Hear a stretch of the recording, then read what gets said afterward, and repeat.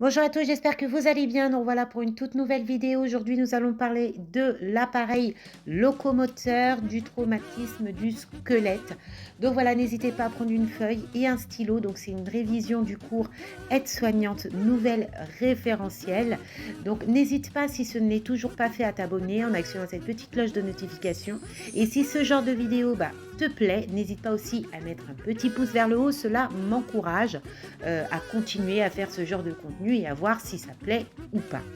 Quoi qu'il en soit, je t'invite également à aller jeter un coup d'œil sur le site Révision Aide-Soignante.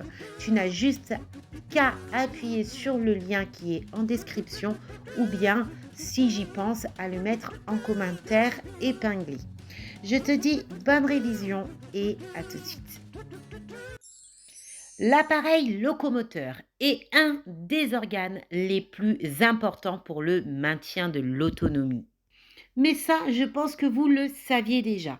La moindre atteinte de ces constituants, que ce soit l'os, cartilage ou même tendon, peut être source de dépendance. Parlons maintenant de l'entorse. Donc l'entorse, c'est quoi? C'est tout simplement une lésion qui est traumatique d'une articulation provoquée par un mouvement brutal qui va tout simplement entraîner une élongation ou même un arrachement des ligaments sans déplacement des surfaces articulaires. Parlons maintenant de la luxation. Il y a donc déplacement des extrémités osseuses qui forment l'articulation. Les surfaces articulaires ne sont plus en contact. On a parlé de l'entorse, la luxation, maintenant on va parler de la fracture. Il s'agit tout simplement de la rupture partielle ou même totale d'un os, en général après un traumatisme violent. Quand une personne a une fracture, on va constater une douleur très vive. Le point douloureux qu'on nomme esquisse est un bon signe révélateur de la fracture sans déplacement. Vous allez aussi constater une impossibilité de marche en cas de fracture d'un membre inférieur. Également une déformation et peut-être aussi l'œdème. Une coloration anormale des téguments peut être visible. Chaleur locale également. Nous constatons que plus on prend de l'âge, plus nos os se fragilisent. Et donc, nous constatons que les personnes âgées de plus de 60 ans souffrent de fractures du col du fémur. On réunit deux types de fractures, les fractures cervicales vraies et les fractures trochantériennes. Les signes cliniques sont tout simplement une impotence fonctionnelle du membre inférieur, donc l'impossibilité à la marche et la position de la jambe étant rotation externe. Le traitement sera choisi en fonction de l'âge et de l'état du malade. Le plus couramment, ce sera une ostéosynthèse ou une prothèse totale de la hanche.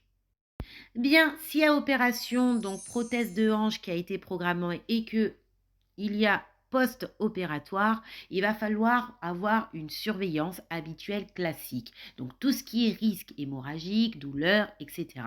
Mais pas seulement. Il faut installer correctement le malade, lutter contre une éventuelle luxation de la hanche, mettre un oreiller entre les jambes avant de le tourner sur le côté. Attention, côté non opéré.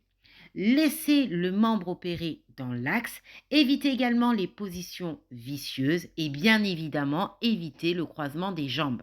En tant que soignant, en tant que aide-soignant, il est important et dans votre rôle d'observer et évaluer la douleur. Au post-opératoire, il va falloir également que vous fassiez la température au moins 2 fois par jour. Surveillez le pansement, s'il est sale, suppurulent, si vous voyez une tache qui s'agrandit de sang, prévenir et aussi surveiller le risque de thrombose veineuse. Donc il va falloir que vous observez le mollet, surélevez éventuellement les pieds du lit pour favoriser le retour veineux. Vous allez également surveiller le risque d'hémorragie, d'accord, lié aux anticoagulants. Donc, prévenir et surveiller les complications aux actes et puis être là au niveau, des actes de la vie quotidienne, tout ce qui est toilette au lit. Tant que le premier lever n'est pas prescrit, vous ne levez pas votre patient et vous faites les toilettes au lit. Reprise de la mobilité, donc le premier lever est fait et sur prescription médicale par l'infirmière. Aider au déplacement pour sécuriser jusqu'à la reprise d'une certaine autonomie. Dégager éventuellement les espaces pour éviter le risque de chute et ne jamais pivoter sur le membre opéré. Au niveau de l'alimentation, favoriser l'apport de protides car risque d'escarre importante. Consolidation, donc le calcium est là aussi pour consolider l'os. Des fibres aussi est important pour éviter tout ce qui est constipation.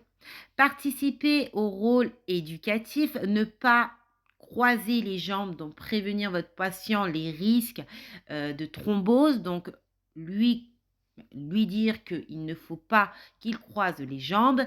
Éviter également les rotations internes de la jambe opérée, se baisser en ouvrant les genoux vers l'extérieur.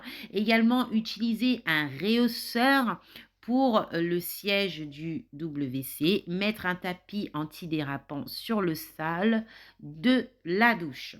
Au niveau des informations, donc traiter aussitôt toute période infectieuse, consulter le dentiste régulièrement, donc ça c'est ce que vous allez pouvoir conseiller à votre patient, porter des chaussures et des chaussons qui retiennent bien le pied et ne pas porter de charges lourdes. Évitez également des stations de repos prolongées, hein.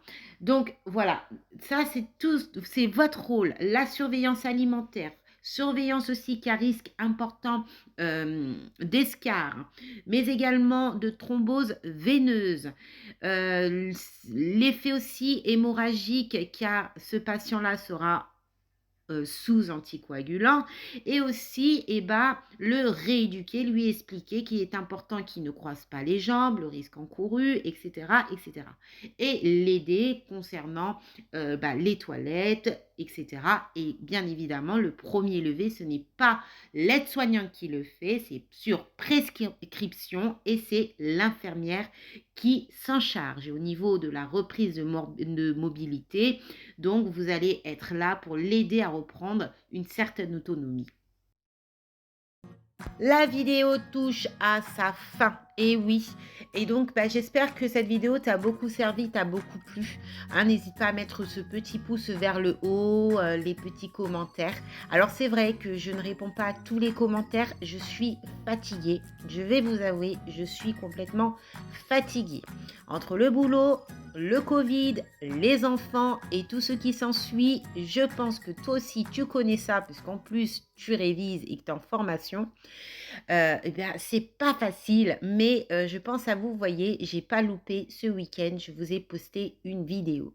Donc voilà, j'espère que tu gardes cette force et que tu vas tout péter au taquet. Ne baisse pas les bras, tu vas tout péter et crois en toi. À bientôt. Bye.